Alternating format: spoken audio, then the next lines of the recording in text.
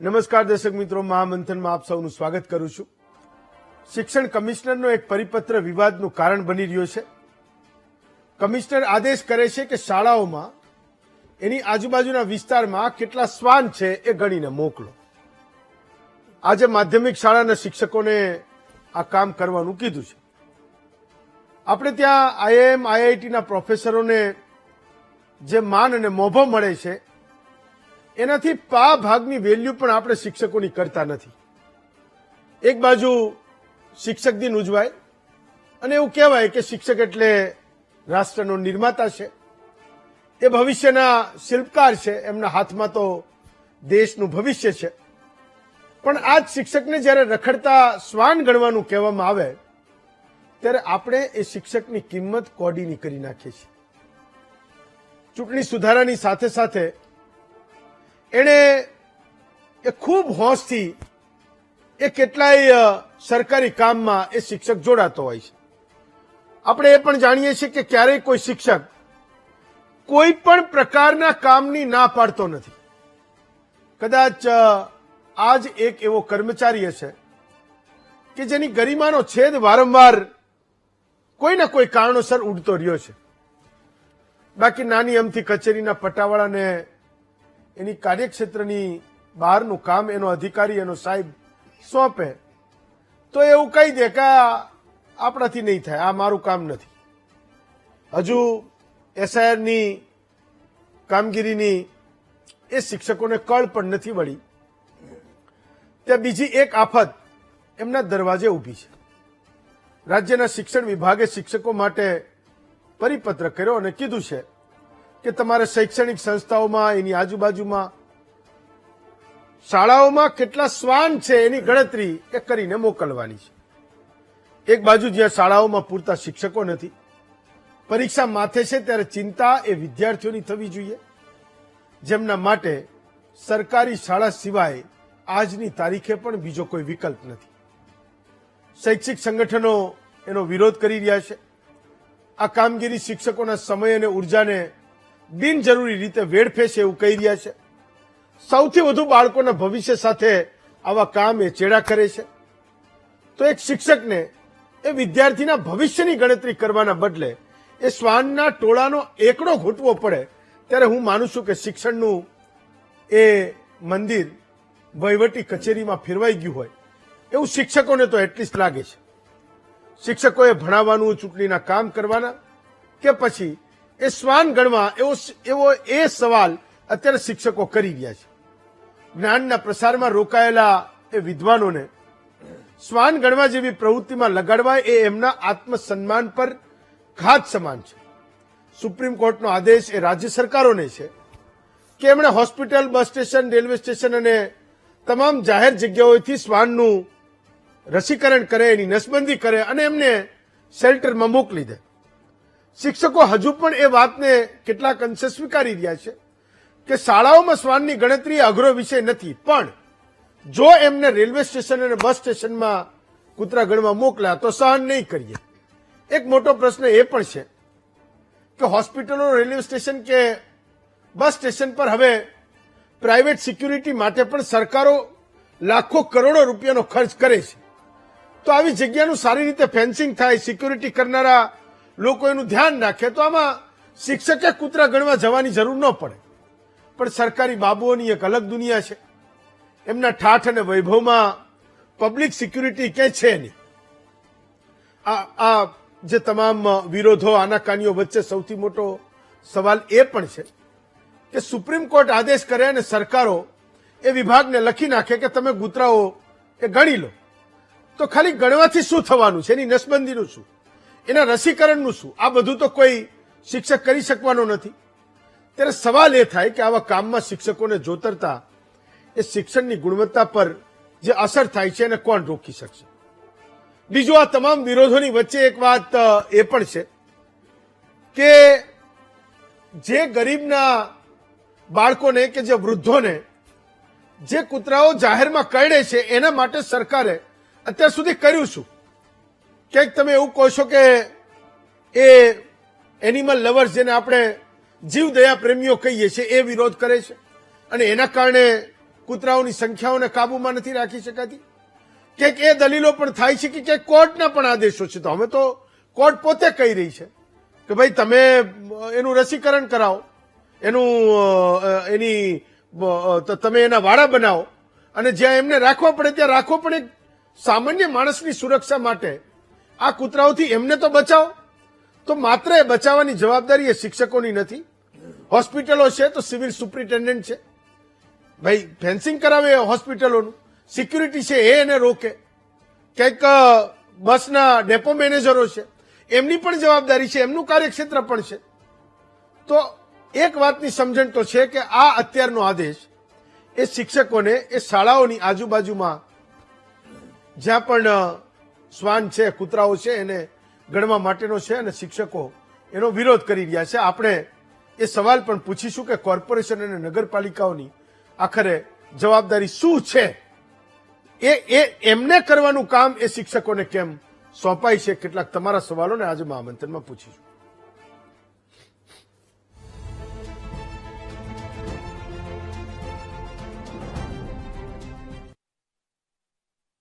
તો આજે ચર્ચવાનું છે કે શ્વાનની ગણતરીનો પરિપત્ર વિરોધનું કારણ આખરે બન્યો કેમ. આપણી સાથે 4 વક્તાઓ છે. ડોક્ટર હસમુખ પટેલ છે, અમરાઈવાડીના ધારાસભ્ય છે, અમદાવાદમાં અમરાઈવાડી વિધાનસભા છે. ડોક્ટર મનીષ દોશી છે, કોંગ્રેસના મુખ્ય પ્રવક્તા છે.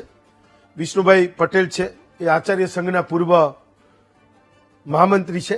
અને અનિરુદ્ધસિંહ સોલંકી છે, એ ભારતીય રાષ્ટ્રીય શૈક્ષિક મહાસંઘના અધ્યક્ષ છે. હું સૌથી પહેલા એ શિક્ષણ મંત્રીને પણ તમને સંભળાવવા માંગુ છું જ્યારે આ પરિપત્રનો વિરોધ એ શિક્ષકો ગુજરાત આખામાંથી કરી રહ્યા છે. સુપ્રીમ કોર્ટના આદેશના અનુસંધાને આ પરિપત્ર થયેલો છે અને આ પરિપત્રમાં સ્પષ્ટ લખેલું છે કે પોતે પોતાની શૈક્ષણિક સંસ્થા હોય એ પૂરતો જ આ મર્યાદિત છે, એને કોઈ બહારની જગ્યાએ સર્વે કરવા જવાની જરૂર નથી.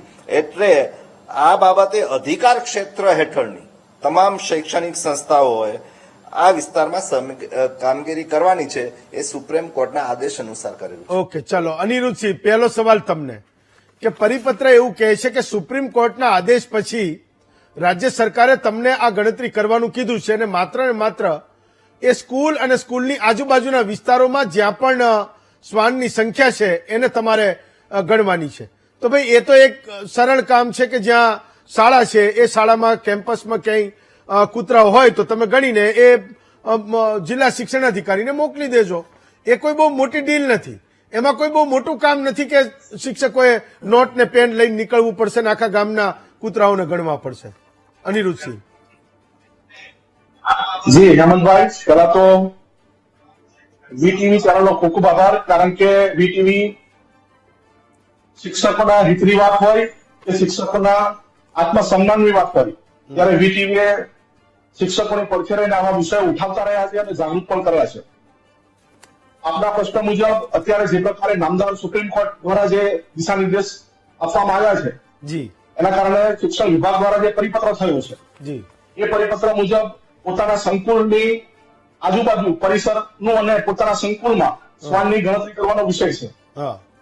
અત્યારે આપણે સૌ જાણીએ છીએ કે જે શ્વાનની જે ઘટનાઓ બની છે એના કારણે સુપ્રીમ કોર્ટ પર ચિંતિત છે, પરંતુ આ જે નીતિ છે જે બની છે સુપ્રીમ કોર્ટે દિશા નિર્દેશ કર્યા છે, નહીં કે શૈક્ષણિક સંકુલની અંદર શિક્ષકો દ્વારા આવી ગણતરી કરવામાં આવે તો સ્પષ્ટ કોઈ ઉદ્દેશ કરેલ નથી. સાથે સાથે જયારે સુપ્રીમ કોર્ટ નિર્દેશ કરતું હોય ત્યારે સરકારે પણ એના માટે કોઈ કમિટી બનાવવી જોઈએ. એ કમિટીના સભ્યો એનું નક્કી કરે કઈ રીતે શ્વાનની ગણતરી કરવી છે, એમાં કોને સામેલ કરવા છે, પંચાયતના કર્મચારીઓ લેવા છે, શિક્ષકોનો સહયોગ કરી કરી શકાય. આ બધી ગણતરી કર્યા પછી આ પ્રકારનો આદેશ થાય એ પણ ખૂબ જરૂરી છે. બાપુ, એક સવાલ મારો એ છે કે એક સિમ્પલ સવાલ છે, તમારી એક શાળા હોય, એના 20-25 ઓરડા હોય ને થોડું રમતનું મેદાન હોય, આજુબાજુમાં કંઈક ફેન્સિંગ કે દિવાલ હશે, તો માનો કે ગણતરી કરવાના કેસમાં પણ તમે આ કામ કરીને મોકલો તો એ શાળામાં જે તમે નોકરી કરો છો, એ ગામમાં જ્યાં તમે નોકરી કરો છો એ ગામના બચ્ચાઓને, બાળકોને એ કૂતરા કરડતા મળશે એનું આ પહેલું પગથિયું છે. તો મને આવો હાર્ડકોર વિરોધ કરવાનો મને કોઈ લોજિક એકવાર સમજાવો. ચલો બસ સ્ટેશન અને રેલવે સ્ટેશનના શ્વાન ગણવાની તમારી જવાબદારી હોય તો સૌથી પહેલા તો હું એ સવાલોને પૂછું અત્યારે જે પાર્ટી પ્રવક્તા તરીકે ધારાસભ્ય બેઠા છે એને પણ હું એ પૂછીશ, જ્યારે કે શિક્ષણ મંત્રી એની ક્લારિટી કરી રહ્યા છે કે ભાઈ બસ ડેપો ગણવાના છે, બસ ડેપોમાં ગણવાના હશે તો એ વાહન વ્યવહાર વિભાગ એનો પરિપત્ર કરશે, હોસ્પિટલોમાં ગણવાના થશે તો એને આરોગ્ય વિભાગ એનો પરિપત્ર કરશે, પણ શિક્ષકોના હકોના આ કેસમાં ઉકળી રહ્યા હોય તમને નથી લાગતું? જી હેમંતભાઈ, વાસ્તવમાં શિક્ષકનું કામ છે શિક્ષણ આપવું, સંસ્કારોનું સિંચન કરવું, સારો નાગરિક બનાવવું, રાષ્ટ્રના સારો નાગરિક બને એનું ઘડતર કરવા માટેનું શિક્ષકનું કામ છે. જી સાથે અત્યારે જે પરિપત્ર થયો છે એના કારણે ભૂતકાળમાં જે કંઈ કામગીરી શિક્ષકોને સોંપવામાં આવી છે, ઉદાહરણ તરીકે બીઓની જયારે કામગીરીની શરૂઆત થઈ ત્યારે શરૂઆતમાં એવું કહેવામાં આવ્યું હતું કે માત્ર વર્ષમાં 15 થી 20 દિવસ માટે આ કામગીરી કરવાની રહેશે, જ્યારે અત્યારે સ્થિતિ એવી છે કે 365 દિવસ સુધી શિક્ષકો એ કામગીરીમાં જોતરાયેલા રહેલા છે. જી જ્યારે આવી કામગીરી આવતી હોય છે ત્યારે શિક્ષકો એક પ્રકારનો આક્રોશ એટલા માટે હોય છે કે ત્યાર પછીની કામગીરી શિક્ષકો પણ થોપી બેસાડવામાં આવતી હોય છે. એ પોતાના સંકુલની સુરક્ષા, વિદ્યાર્થીઓની સુરક્ષા માટે શિક્ષક હંમેશા ચિંતિત છે અને આગામી સમયમાં પણ ચિંતા કરતો જ રહેવાનો છે. ત્યારે શિક્ષકો પણ શ્વાનની ગણતરીની જે વાત કરી છે એના માટે પોતાના સંકુલ માટે તો પર્યાપ્ત છે કે પોતાના સંકુલની અંદર શ્વાનની ગણતરી કરવાની હોય ત્યાં સુધી મર્યાદિત છે, ત્યાં સુધી બરાબર છે. એક્ઝેક્ટલી. અને મંત્રી સાહેબે પણ આની સ્પષ્ટતા કરી છે, અમારા માટે આનંદની વાત છે. ચાલો, હા વિષ્ણુભાઈ, તો મૂળ મારો સવાલ એટલો હતો કે દરેક શિક્ષક, સરકારી શિક્ષક જ્યાં પણ નોકરી કરે છે ત્યાં એના બાળકોને જેને રોજે ભણાવે છે, ક્યારેક મેં જોયું છે કે કોઈક એક શિક્ષક ગામડાની કોઈ માધ્યમિક કે પ્રાથમિક શાળામાંથી એની બદલી થાય ને ક્યાંક નિવૃત્ત થતો હોય તો એ બચ્ચાઓને હું ભેટીને રડતા જોઉં છું. તો મારો તો ખાલી એટલો જ પ્રશ્ન છે કે માનો કે આ કામ માત્ર શાળાની મર્યાદામાં તમારે કરવાનું છે તો એ પણ તમારા દીકરાને દીકરી છે, એને બચાવવા માટે એ પણ તમારે સહજ રીતે કે ભાઈ ઓકે મને આ જિલ્લા શિક્ષણ અધિકારીએ કામ સોંપ્યું છે, હું એ ખાનામાં ભરીને મોકલી દઈશ કે ભાઈ મારી શાળામાં કોઈ એકેય કૂતરો નથી અથવા તો આટલા બધા કૂતરા એ અમારા કેમ્પસમાં છે, તમે એનું નિદાન કરો. તમને તો કોઈ એનું ખસીકરણ કરવાનું નથી કહેતું, તમને કોઈ એનું રસીકરણ કરવાનું નથી કહેતું, તમને કોઈ એના વાડામાં મૂકવા જવાનું નથી કહેતું. હું તો એક માનવતાના એંગલથી તમને પૂછું છું. બાકીના કામોમાં જ્યારે તમને તીડ ભગાડવા મોકલા ત્યારે સૌથી પહેલો વિરોધ અમે લોકોએ કર્યો હતો. કેટલાક કિસ્સાઓમાં એવા કામો તમને સોંપે છે તો એનો વિરોધ આ મંચ પરથી મેં કદાચ 500 વાર કર્યો હશે, પણ મારે આ કેસમાં એટલું સમજવું છે કે એટલા બધા ઉકળી કેમ ગયા કે ભાઈ એક પરિપત્ર થયો શાળાની કચેરીને એની આજુબાજુ ક્યાંય હોય તો લખીને મોકલો. આમાં તો જિલ્લા શિક્ષણ અધિકારીએ એના કેમ્પસમાં ક્યાંક કૂતરા રખડતા હશે લખીને મોકલવું પડશે. સુપ્રીમ કોર્ટનો આદેશ છે એ ક્યાં જશે? કમિશનરશ્રીનો એક પરિપત્ર થયો છે, તમે કદાચ એ જ છે, આ એ જ પરિપત્ર છે. એમાં તમામ trust, bus stand, railway station, હોસ્પિટલોની અંદર ગણવાનો પરિપત્ર જિલ્લા શિક્ષણ અધિકારી નથી થયો.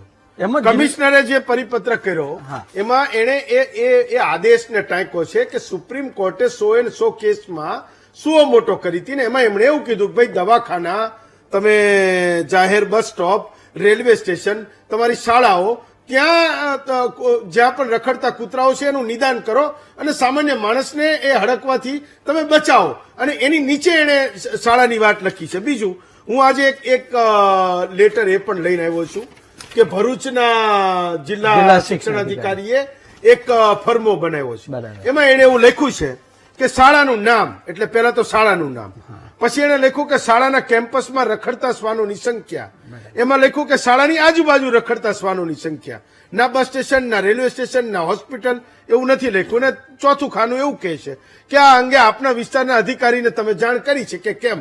તો આમાં એક વાતની ક્લેરિટી છે, જયારે એજ્યુકેશન મિનિસ્ટર કહી રહ્યા છે અને હું તો તમારા તરફેણમાં બોલી રહ્યો છું, હું તો તમારા તરફેણમાં એમને સવાલ કરી રહ્યો છું, તો આ એક વાતની ક્લેરિટી છે કે તમારે શાળામાં બચ્ચાઓને બચાવવા માટે આ કામ કરવાનું છે. તમારે નથી રેલવે સ્ટેશન કરવાનું, નથી બસ સ્ટેશન કરવાનું. તમારે સાંભળવું હોય તો ફરી પાછો હું શિક્ષણ મંત્રી ચલાવું. નહીં હેમંતભાઈ, આપની વાત સાથે હું સંમત છું, અને જો અમે અમારા કેમ્પસની અંદર ગણતરી કરવાની હોય તો અમે સાથ સ્વીકારીએ છીએ, પરંતુ ગુજરાત સરકારે એક વાતની ચોકસાઈ રાખવી જોઈએ આ પરિપત્ર કરતાની પહેલા કે સૌ પ્રથમ 15 દિવસ આપશ્રી ગમે ત્યારે ડીઓશ્રીના ઈમેલનું ખાનું ખોલી અને એમાં ચેક કરજો કે 15 દિવસ આધાર કાર્ડમાં ગુમાવ્યા છે, 30 થી 35 દિવસ SIR માં બગાડ્યા છે, આજે મારી શાળાની વાત કરું તો મારી શાળાની અંદર અભ્યાસક્રમ ધોરણ 10 અને 12 ની પરીક્ષાઓ આવી છે.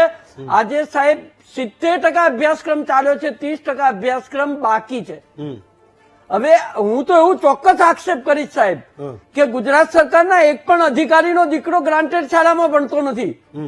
એટલે જ્યાં શિક્ષકોની ઘટ છે, જ્યાં 80,000 શિક્ષકોની ઘટ હોય, જે શાળામાં એક પણ ક્લાર્ક ના હોય, એક પણ પટાવાળો ના હોય, એવી 4,000 શાળાઓ ગુજરાતની અંદર છે. અને છતાં જો શિક્ષકોને અન્ય કામગીરીમાં મૂકવામાં આવતા હોય અને ગુજરાત સરકાર જો આ શિક્ષકો જોડેથી અપેક્ષા રાખતી હોય તો એ ખોટી છે. શિક્ષણ અને પરિણામની અપેક્ષા ના રાખવી હોય તો તમે આ તમામ કામગીરીમાં જોતરો. માન્ય મંત્રીશ્રીને પણ ખબર છે કે 2016 પછી કોઈ પણ ગુજરાતની ઘણી બધી શાળાઓની અંદર ક્લાર્ક નથી, પટાવાળા નથી, 80,000 શિક્ષકોની ઘટ છે.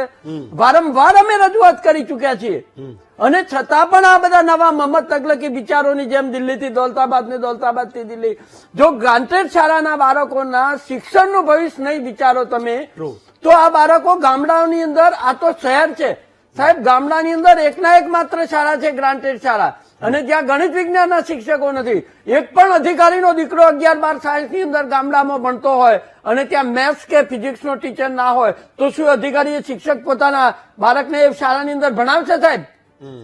આ મનમાની ચાલી રહી છે સાહેબ. તમારો કેમેરા છે, તમારો કેમેરા સામે છે. હા બોલો, તમારી વાત પૂરી થઈ ગઈ. આ મનમાની ચાલી રહી છે. ઓકે મનીષભાઈ, તમે તો શિક્ષણમાં ઘણું બધું ઊંડું ખેડાણ કર્યું છે, ઘણા બધા પ્રશ્નોને તમે જાણો છો ને આ મંચ પરથી તમારી સાથે પણ મેં શિક્ષકોની તરફેણમાં કદાચ 100 ડિબેટ કરી હશે, 500 વાર એ સવાલોને પૂછ્યા હશે.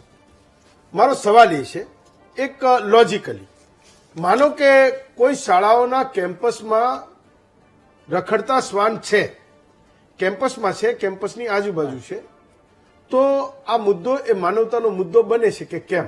કે ભાઈ શિક્ષકે બાકીના બધા કામો જે કંઈ કરે એમાં તો એ વિરોધ કરે, આપણે પણ કહીએ, તમે પણ કરતા હશો, પણ આનો કોઈ પ્રેક્ટિકલ રસ્તો એ શિક્ષકો શોધીને ગુજરાતમાં પણ આ મોટી સમસ્યાથી એ ગરીબના બાળકોને બચાવે. મેં કીધું એમ કે ભાઈ જેની પાસે પૈસા છે, જેની પાસે 2-2 લાખ રૂપિયા ભરવા માટેના પૈસા છે, એની માટે સ્કૂલો અવેલેબલ છે, 3-3 લાખ રૂપિયા ફી લેનારી સ્કૂલો અવેલેબલ છે.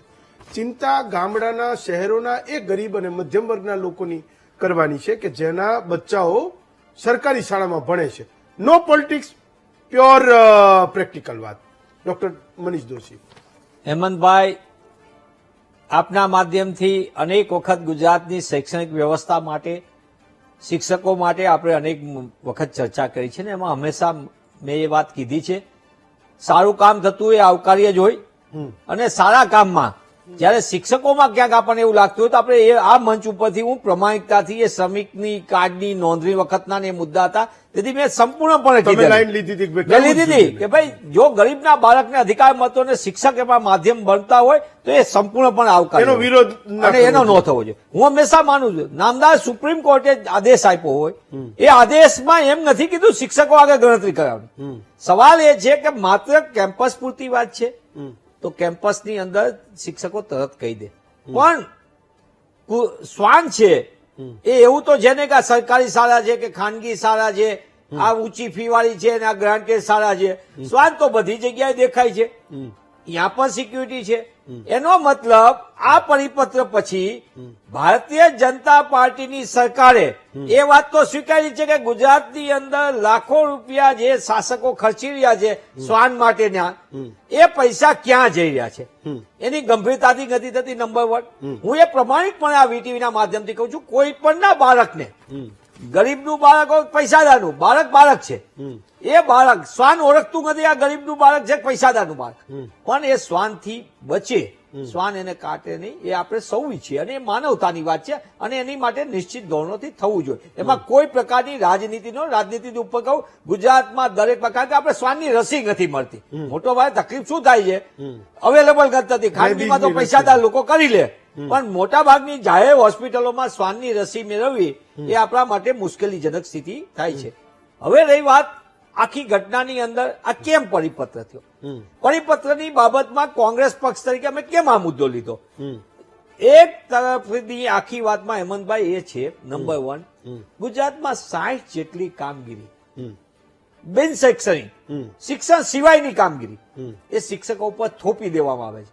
હું રાષ્ટ્રીય કામગીરી નથી કહેતો, તમને વસ્તી ગણતરીનું કામ સોંપે, શિક્ષકો સૌથી સારું કામ કરી શકે, એકદમ સારામાં સારી રીતે કરે, શિક્ષક જવાબદારીપૂર્વક કરે, તો એનો મતલબ બીજા લોકો નથી કરતા જવાબદારીપૂર્વક. સરકાર જો એમ કહેતી હોય અમે શિક્ષકોને એટલે કામ સોંપીએ ચીવટપૂર્વક અને જવાબદારીપૂર્વક કરે છે, આવકારદાયક બાબત છે, આપણને આનંદ થાય, તો એનો મતલબ કે શિક્ષક સિવાયના બાકીના શું કરે છે, સરકાર પોતે જ જવાબ આપીએ છે. નંબર 2, 60 જેટલી કામગીરી તમે શિક્ષણ સિવાયની સોંપો. જેમ આપણા માનનીય વિષ્ણુભાઈએ કીધું કે અમે 15 દિવસ આધાર કાર્ડનું કામ કરીએ, 45 થી 50 દિવસ અમે આ BLO તરીકેની કામગીરી, એમાં પ્રેશર વધ્યું, આપણે અમુક ને આપઘાત કર્યા, નિધન થયું, એમની તબિયતો ખરાબ થઈ, આપણે જોયું ગુજરાતે, પણ છતાં કામગીરી કરી શિક્ષકો. એ કર્યા પછી હવે 10મા 12માની પરીક્ષા છે, પ્રાથમિક શાળાની પરીક્ષા આવશે. જી, પ્રાથમિક શાળાને એની દ્રષ્ટિકોણથી સરકારી ગ્રામ્ય વિસ્તારની અંદર 40,000 કરતા વધુ શિક્ષકોની જગ્યાઓ, 3,000 શાળાઓ એવી છે એકમાત્ર શિક્ષકથી ચાલે છે.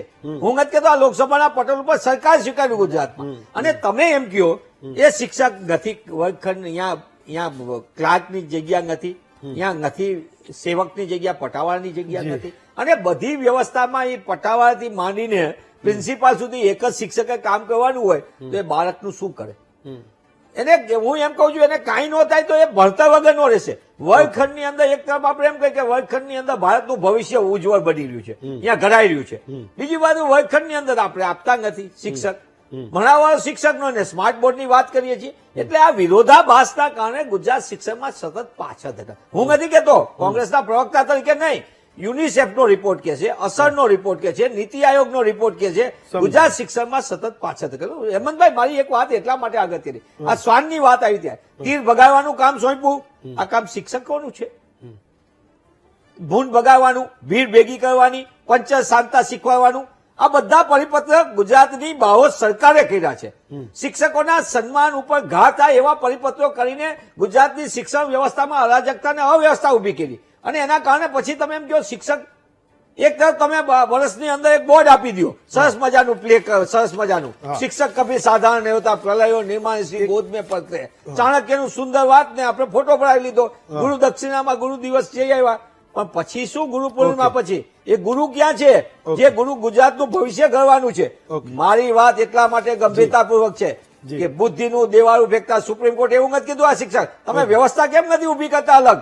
કેમ આવી વ્યવસ્થા બીજી ન કરી જેના કારણે શિક્ષણના ભોગે અવ્યવસ્થા અરાજકતા થાય? આપણે શૈક્ષણિક વ્યવસ્થા સાચવીએ, વર્ગખંડમાં બાળકને મળે અને વધારાની કામગીરી, કોઈ પણના બાળક સલામત રહે એ આપણને સૌને ગમે અને એ જવાબદારી છે. જાહેર જીવનના તમામ, ખાલી સરકારની નહીં, આપણી સૌની સામૂહિક છે. પણ જેની જવાબદારી છે, ધારો કે કોર્પોરેશનની, નગરપાલિકાની, એમની આગળ તો બધા પૈસા આવે છે, બધું સર્વે જાય છે ક્યાં આટલા વર્ષોથી?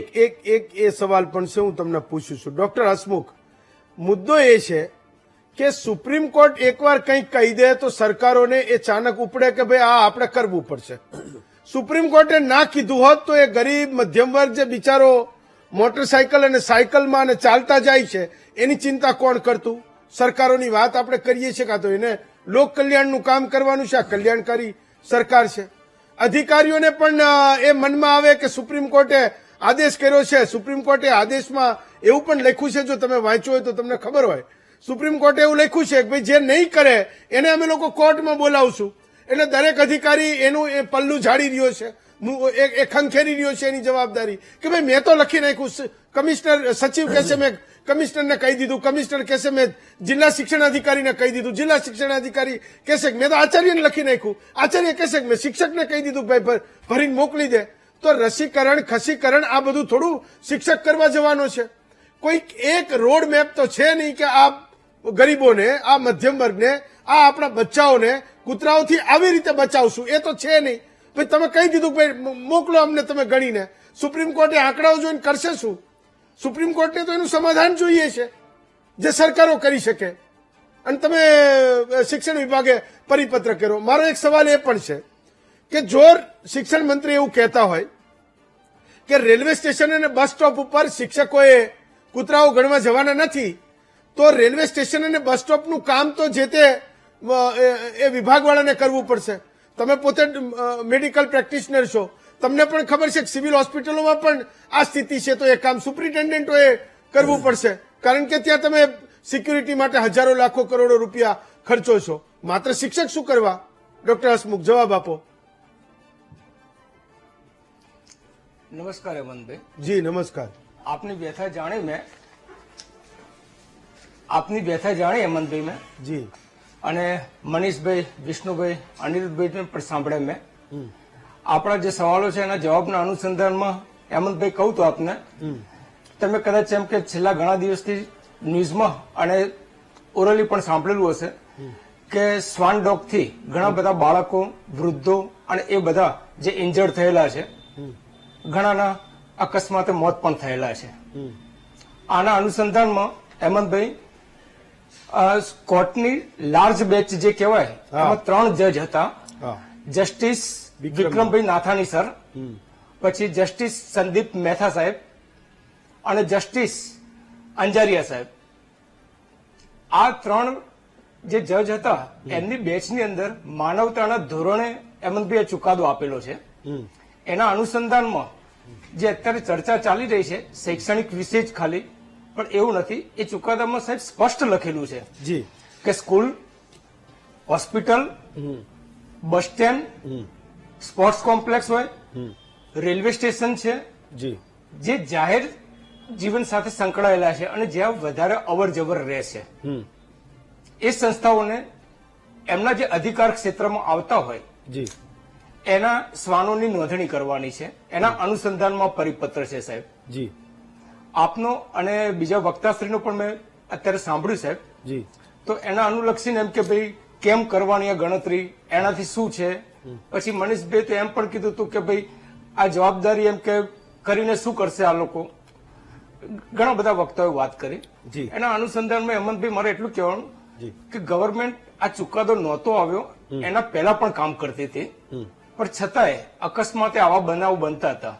અને માન્ય સુપ્રીમ કોર્ટે જે ચુકાદો આપ્યો એના અનુસંધાનની અંદર આ બધા જે શ્વાન, માન લો કે શૈક્ષણિક સંસ્થા છે, રેલવે સ્ટેશન છે, બસ સ્ટેન્ડ, જે આગળ કર્યું એ પ્રમાણે એ દરેક સંસ્થાઓમાં જે રખડતા શ્વાન હોય કે જેનાથી બાળકો કે રાહદારીઓ જે મુશ્કેલી અનુભવતા હોય છે હા એમની નોંધણી કરીને જે તે ઉપરના વહીવટી અધિકારીને સોંપવાની છે. હા. એનું કારણ છે સરકાર પહેલા પણ એમ કે કૂતરાઓને રસીકરણ માટે અને એના માટે કામ કરતી હતી, હા બરોબર, પણ એક્ઝેક્ટ આંકડો નહોતો હેમંતભાઈ, બરોબર. કેટલા કૂતરા? એટલે આને અનુસંધાનમાં આપણને કદાચ એપ્રોક્સિમેટલી એક્ઝેક્ટ આંકડો ખબર પડશે કે આટલો આંકડો છે. હા તો એના અનુસંધાનમાં સરકાર છે ને કે બજેટ ફાળવી શકે કે કેટલું સ્ટરીલાઇઝેશન કરવું છે, કેટલું વેક્સિનેશન કરવું છે. જી તો શું થાય કે જો ડેટા હશે આપણી જોડે હેમંતભાઈ, તો આપણે સારી રીતના એની અંદર વર્કઆઉટ કરી શકીશું. તો આ બધી અને રાજ્ય planning કરી સરકારોએ શકીશું. સુપ્રીમ કોર્ટમાં લખીને આપ્યું છે કે અમારે ત્યાં આટલા કૂતરાઓ છે, તો એ કેવી રીતે ખબર પડી હશે? શહેરો અને ગામડાના ગણ્યા વગર સુપ્રીમ કોર્ટમાં આંકડો પહોંચી ગયો છે ક્યાં કેટલા રખડતા કૂતરા છે?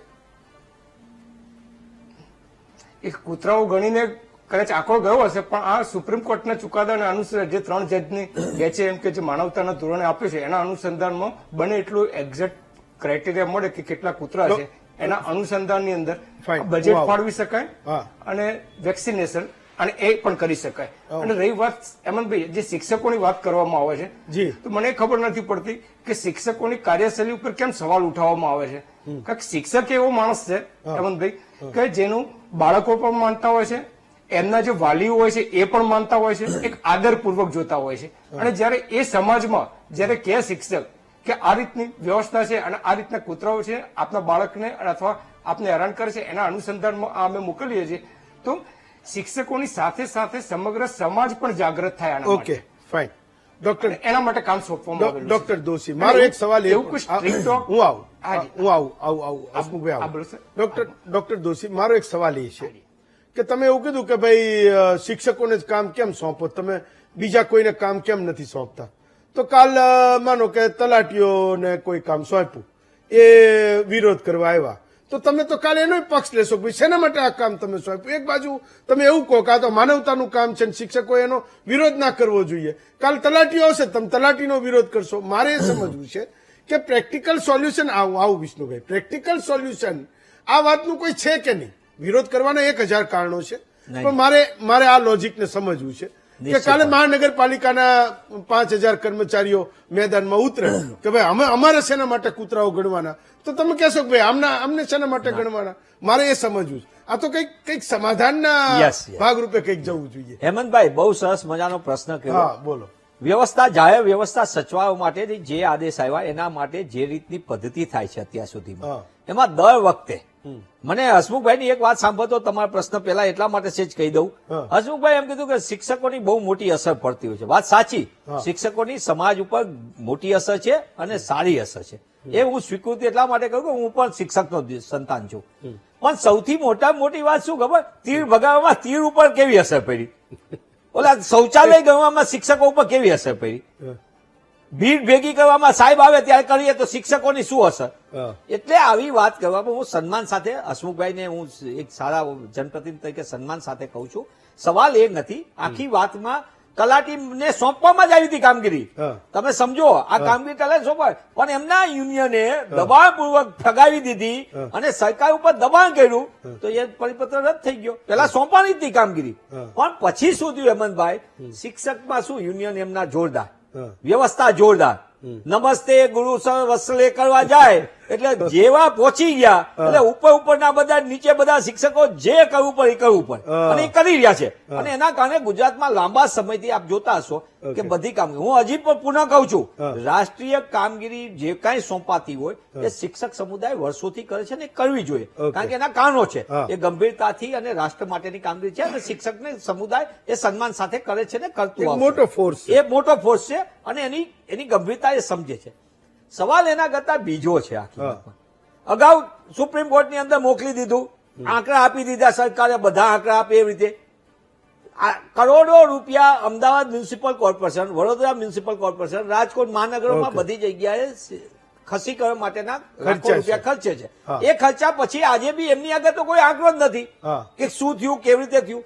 નંબર 2 એના અને શ્વાનની સંખ્યા વધે છે, શ્વાનની સંખ્યા. અને એના કરતા મોટી વાત હેમંતભાઈ એ છે કે નામદાર સુપ્રીમ કોર્ટે કીધું, આપણે સન્માન સાથે કહ્યું, આ દેશના નાગરિક છે, સંવિધાનમાં માનનાર છો, સુપ્રીમ કોર્ટે કીધું છે આપણે અમલવારી કરી. તો કેમ ભાઈ આંગણવાડી માટેનો ચુકાદો આપ્યો એનું વેતન વધારવા માટેનું, કેમ ગુજરાત સરકાર ન કર્યું? નામદાર વડી અદાલત ગુજરાતની ડિવિઝન બેચે કીધું કે ફિક્સ પગારની પ્રથા એ શોષણવાળી પ્રથા છે એની નાબૂદ કરો, અને કોર્ટ એની સુપ્રીમ કોર્ટમાં જતી રહી ને તારીખ પે તારીખ 11-12 વર્ષથી એક ચાલ્યા જ કરે અને ગુજરાતના યુવાન યુવતીઓનું આર્થિક શોષણ થઈ રહ્યું છે. નામદાર વડી અદાલત કીધું છે ડિવિઝન. મારી વાત એટલા માટે આ છે, આખી ઘટનાની અંદર હું સન્માન સાથે પડી કહું, માનવતાની વાત, જાહેર વ્યવસ્થાની વાત હોય, રાજનીતિથી ઉપર કહું છું, કારણ કે કોઈ પણના ભારતને શાનદાર, પણ આખી વ્યવસ્થામાં તમે એક જ્યારે એવી કઈ પોઝિશન આવે ત્યારે જાહેર વ્યવસ્થા, એનો મતલબ જાહેર વ્યવસ્થા સંભાળવામાં આ સરકારને પોલિસી પેરાલિસિસ છે, લકવો લાગેલો છે. હું ડોક્ટર હસમુખ પાસે પણ આવીશ, પણ એની પહેલા વિષ્ણુભાઈ એક મુદ્દાનું સોલ્યુશન તમે કહો. મારે કઈ ખાલી અહીંયા ચર્ચા કરીને છૂટું નથી પડી જવું, કારણ કે આ તો સામે બિચારો જે દર્શક બેઠો છે એ કંઈક આમાં સમજવો જોઈએ ને કે આનું કંઈક સમાધાન થયું કે નહીં. હું પૂછું કેમ્પસ પૂરતું શિક્ષકના એમના યુનિયનના વિષ્ણુભાઈ કોઈએ કીધું કોઈ પ્રશ્ન તૈયાર છે, મારા શિક્ષક મારા કેમ્પસની અંદર 4 શ્વાન છે કે 2 શ્વાન છે, 6 છે, એની ચિંતા નથી, પણ શિક્ષકને કેમ્પસ સહિતના ઓકે ચાલો. હું વિષ્ણુભાઈ તો એક સમાધાન એ પણ કહો કે ભાઈ એક કેમ્પસ છે જ્યાં ગણવાનું છે ને, ભલે આપણે આને બહુ લાઇટલી લઈએ પણ આ ખૂબ ગંભીર મુદ્દો છે કે એક શાળામાં, એક સરકારી શાળામાં હવે જેટલા પણ બચ્ચા છે 200, 250, 300, 400 બચ્ચાઓ એ આવતા હશે, ભણવા માટે આવતા હશે, અને ત્યાં એને કંઈ પણ થાય, એને ઠેસ પણ આવે તો હું સમજુ કે શિક્ષકને કંઈક એને પણ દિલમાં લાગતું હશે કે ભાઈ આ પથ્થર છે એ મારા શાળાના કેમ્પસમાં એક એ મેદાનમાં નહોતો હોવો જોઈએ, તો એક દીકરો કે દીકરી એને એની ઠેસ આવીને એને હાનિ પહોંચી. આનું કોઈ પ્રેક્ટિકલ સોલ્યુશન છે કે કેમ? તમે એ વાતનો સ્વીકાર કરો છો કે સ્કૂલનો વાંધો નથી, અમને આ પરિપત્ર થયો એનો અમને વાંધો નથી, અને આ રાષ્ટ્રીયતાના મુદ્દા કરતા પણ એ અગ્રેસર કામ છે મારી શાળાના બચ્ચાઓને બચાવવાનું, એ કૂતરાઓથી બચાવવાનું, અને એ અમને કરવામાં વાંધો નથી. હેમંતભાઈ, બહુ સરસ વાત આપે કરી કે સૌપ્રથમ અમને અમારા કેમ્પસની અંદર ગણતરી કરવામાં કોઈ વાંધો નથી. બીજા નંબરે હું કહીશ કે આજના વાલીનો સંપૂર્ણ ભરોસો હા એ મારા શિક્ષક ઉપર છે. 5 કલાક પડોશીના ત્યાં બાળક નથી મૂકતું, 5 કલાક શાળામાં મૂકું. બરાબર.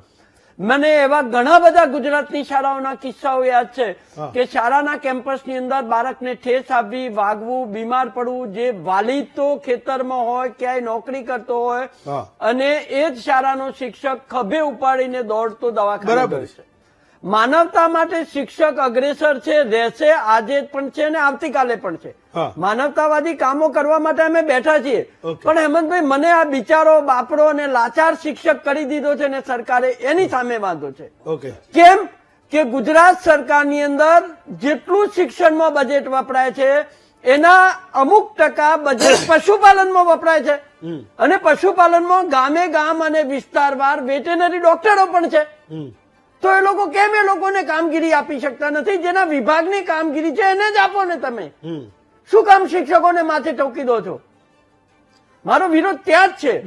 ડોક્ટર હસમુખ પટેલ, આ બધાની વચ્ચે છેલ્લો સવાલ મારો એ છે તમને કે ગુજરાતમાં સુપ્રીમ કોર્ટે આદેશ ના પણ કર્યો હોત તો પણ, તમને હાઈકોર્ટ ના કે તો પણ, એટલી વાતને તમે સ્વીકારો છો, તમે એક ડોક્ટર છો, કે આ આખા કિસ્સામાં આપણી હોસ્પિટલ્સ, આપણા બસ ડેપો, જે સ્ટેશન છે, સ્ટોપ નથી કહેતો, સ્ટેશન છે, આપણા રેલવે સ્ટેશન, આપણી જાહેર સરકારી ઓફિસીસ, ત્યાં એ સરકારી અધિકારીઓ ખાલી એકવાર માની લે કે આ કામ મારે કરવાનું છે, તો આ કયો મોટો એવો એરોપ્લેન ઉડાડવા જેવો અઘરો વિષય છે? આ કયો મોટો સ્પેસમાં જવા જેવો, અંતરિક્ષમાં જવા જેવો કોઈ અઘરો વિષય છે જેમાં સુપ્રીમ કોર્ટે આદેશ કરવો પડે? ગણો ભાઈ, કૂતરાઓ તમારા કેમ્પસમાં કેટલા છે, તમારી હોસ્પિટલમાં કેટલા છે, અને અમને રિપોર્ટ આપો, અમે તમને બીજો આદેશ કરીશું. મારો એક સિમ્પલ ક્વેશ્ચન છે, તમે સમજ્યા હશો. ડોક્ટર હસમુખ પટેલ. હાજી હાજી, નમસ્કાર હેમંતભાઈ, તમારી વાત હું સમજી ગયો, પણ હવે એમાં આપને કહું તો સુપ્રીમ કોર્ટે ચુકાદો નહોતો આપ્યો, હા. એના પહેલા પણ આપ જોઈ શકો છો કે રસીકરણ માટે અને કૂતરાઓને એમ કે બીજી સ્ટરીલાઇઝેશન કરવા માટે જી. બજેટ ફાળવેલા છે અને એના માટે કામ કરેલું હતું, હા. પણ ચોક્કસ આંકડો નહોતો મળતો. હા. આના અનુસંધાનમાં આ માની લો કે ખાલી અત્યારે હાલ શિક્ષકોની જ વાત થાય છે હેમંતભાઈ, પણ આની સાથે આગળ જે કહ્યું એ પ્રમાણે સ્કૂલ કેમ્પસ છે, હોસ્પિટલ કેમ્પસ છે, આખું રેલવે સ્ટેશન છે, આમાં સ્પોર્ટ્સ કોમ્પ્લેક્સ છે. ડોક્ટર, મને તો એ નથી સમજાતું. આ બધામાં ડોક્ટર, મને એ નથી સમજાતું કે હા, બોલ. કૂતરાઓની ગણતરી કરીને શું કરશે? એક કૂતરું આજે એના સ્કૂલના કેમ્પસમાં હશે, એ રખડતું બહાર જતું રહેશે, બીજાની કોઈની ગણતરીમાં આવશે. મુદ્દો તો એના રસીકરણ ને ખસીકરણનો છે કે ભાઈ તમે લોકોને આ પીડામાંથી મુક્તિ અપાવો, તો સીધા એક્શન પર ગયા હોત. આ આંકડાઓ ભેગા કરીને કરશે શું? મારે એ સમજવું છે. આ આંકડાઓ ખાલી ભેગા કરવા માટે જ નથી હેમંતભાઈ, હા. આ આંકડાઓના આધારે એક્ઝેક્ટલી કયા કેમ્પસમાં અથવા કયા એરિયાની અંદર કોન્સન્ટ્રેશન કરવું આના માટે, ઓકે. સ્ટરીલાઇઝર કે વેક્સિનેશનનું, ઓકે. એનું બધું પ્લાનિંગ ચાલી રહ્યું છે. હજી તો આ શરૂઆત છે હેમંતભાઈ. ઓકે. આના પછી આજે અત્યારે તમે થોડા સમય પહેલા તમે જોયા કે કેટલા બધા કિસ્સા બન્યા, બાળકોને વડીલો જે મોતને ભેટેલા છે. જી. એના અનુસંધાનમાં સરકારે આ પ્લાનિંગ કર્યું છે આખું, કે કેમ કરીને બાળકોને અને વૃદ્ધો સહી સલામત અને આપણે સૌ સહી સલામત રહી શકીએ. એના માટેનો આ સરસ મજાનો માનવતાના ધોરણે પ્રયત્ન છે. ફાઇન, ચલો. અનિરુદ્ધસિંહ, તમે એ વાતે તો સહમત છો ને કે સ્કૂલમાંથી આ મુશ્કેલીને દૂર કરવા માટે ગુજરાતનો દરેક શિક્ષક એ મથવાનો છે ને સાચા દિલથી એ કામ કરવાનો છે, એટલું તો માનો છો ને અનિરુદ્ધસિંહ? જી બિલકુલ હેમંતભાઈ, કેમ્પસ પૂરતું સ્વાની સંખ્યા આપવાની હોય ઓકે. એ પૂરતું સીમિત રહે, એ શિક્ષકોને એમાં કોઈ વિરોધ ના હોય, સંગઠકો પણ કોઈ વિરોધ ના હોય, કારણ કે કેમ્પસની અંદર જે વિદ્યાર્થીઓ છે એમની સુરક્ષા માટેનો વિષય છે, એના Fine, માટે fine, શિક્ષક fine. હંમેશા ચિંતિત જ હોય છે. ઓકે. શાળામાં એક બાળકને પણ જો રમતા રમતા પડી જાય, જી. અને જો નાનકડી ઈજા મેં થાય, જો કીધું. લોહી નીકળે ને, હા. એવા શિક્ષકો જોયેલા છે જેમની આંખોમાં આંસુ હોય, હા. આ પ્રકારે પણ કામગીરી કરતા શિક્ષકો છે. એટલે શિક્ષકો માટે તો વિદ્યાર્થીની સુરક્ષા અહમ હોય પહેલી. ચલો વિષ્ણુભાઈ, 10 સેકન્ડનો ટાઈમ નથી, 10 સેકન્ડ. હેમંતભાઈ, મારો કહેવાનો એક જ મુદ્દો છે, જી. જો ગુજરાત સરકારના પશુપાલન ખાતાની જોડે હા. જો કેટલી ગાયો છે એની સંખ્યાનો આંકડો છે, હા. કેટલા ભૂંડ છે એનો આંકડો છે, કેટલી ભેંસો છે એનો આંકડો છે, તો કૂતરાનો આંકડો હોય જ. કેમ ત્યાં મથતા નથી? જે જગ્યાએ મથવાનું છે એ જગ્યાએ મથો ને. ઓકે, અન્ય જગ્યાએ શું કામ તમે ખોદકામ કરી રહ્યા છો? ચલો લાસ્ટ 10 સેકન્ડ મનીષભાઈ, લાસ્ટ 10. નક્કી કરો તો આ ખાલી કેમ સ્કૂલ કેમ્પસ કે અહીંયા જાહેર જગ્યા તરીકે નવા સચિવાલયમાં કૂતરા ઓછા દેખાય, જૂના સચિવાલયમાં કૂતરાના ઝુંડ બેઠા હોય તો અહીંયા પણ સલામતીના પ્રશ્નો છે ને. તમે લાખો રૂપિયાના સલામતીના સિક્યુરિટીના યુનિવર્સિટીઓમાં પણ કૂતરાઓ ફરતા હોય છે, શૈક્ષણિક સંસ્થાઓ મોટી હોય છે, ત્યાં પણ લાખો રૂપિયાના સલામતીના ખર્ચ થતા હોય. સવાલ એ છે ઈચ્છા શક્તિનો. એટલે હું ફરીને કહું છું કે સરકારની નીતિને નિયત કઈ દિશા તરફ લઈ. સરકાર લાંબી કરે છે. જો સુપ્રીમ કોર્ટના આદેશ મુજબ સરકાર આટલી ગંભીરતા, માનવતાવાદી કામ છે ને હું સ્વીકારીને કહું છું કે કરવું જ જોઈએ, પણ સરકાર એ જ રીતે સુપ્રીમ કોર્ટનો આદેશ આંગણવાડીની બહેનોના વેતન માટે ઉપયોગ કરે. ગુજરાતની નામદાર ડિવિઝન બેચે કીધેલો આદેશ છે શોષણની પદ્ધતિ નાબૂદ કરીને ફિક્સ પગાર નાબૂદ કરો, તો મને લાગે કે આનંદ થઈ જાય. જો વિષ્ણુભાઈ, અનિરુદ્ધસિંહ, ડોક્ટર દોશી ને હસમુખભાઈ, છેલ્લી વાત એ કરું છું, તમે ચારેય વિચારજો. હું તો આ વાતને કહું છું કે માનો કે રાજકોટ સિવિલમાં કૂતરું દેખાય તો હું તો એવું માનું છું કે સુપ્રિન્ટેન્ડન્ટને શરમ આવવી જોઈએ. મારી હોસ્પિટલમાં રખડતા કૂતરા છે. આજે કોઈ પણ રાજકોટની મોટી પ્રાઇવેટ હોસ્પિટલમાં તો એ દેખાતું નથી. એ તો ત્યાં તો કદી નથી ચડતા. આજે તમે સમજો કે કોઈ સરકારી સ્કૂલમાં કોઈ કૂતરું હોય તો એના આચાર્યને એની શરમ આવવી જોઈએ. કારણ કે અહીંની પ્રાઇવેટ સ્કૂલોમાં હું તો જેટલી પણ જગ્યાએ જાઉં છું મને જ કોઈ જગ્યાએ કૂતરા નથી દેખાતા. તો ભાઈ સરકારી વ્યવસ્થાઓમાં આવે છે કેમ? આ એક ત્યાં નોકરી કરનારા જેના રોટલા એના ઉપર નભે છે એ લોકોએ વિચારવાની જરૂર છે. અને કદાચ એમણે એ વિચાર્યું હોત તો પ્રાઇવેટમાં તો સંપૂર્ણ મુશ્કેલી નથી, તો સરકારી વ્યવસ્થાઓમાં એ આપોઆપ માથાકૂટ એની જતી રહે. અને સુપ્રીમ કોર્ટો અને હાઈકોર્ટોને આ બધા કમિશનરો સચિવોના આદેશોથી આખી સરકારી વ્યવસ્થાઓ બચી શકી હોત. મારે તો આટલું જ કહેવાનું છે. હું ચારેયને કહું છું કે આ વાત પર બરાબર ધ્યાન આપજો. જતા મેં જે વાત કરી, ડોક્ટર હસમુખ પટેલ, ડોક્ટર દોશી, વિષ્ણુભાઈ અને અનિરુદ્ધસિંહ, ચારેય વક્તાઓનો ખૂબ ખૂબ આભાર માનું છું.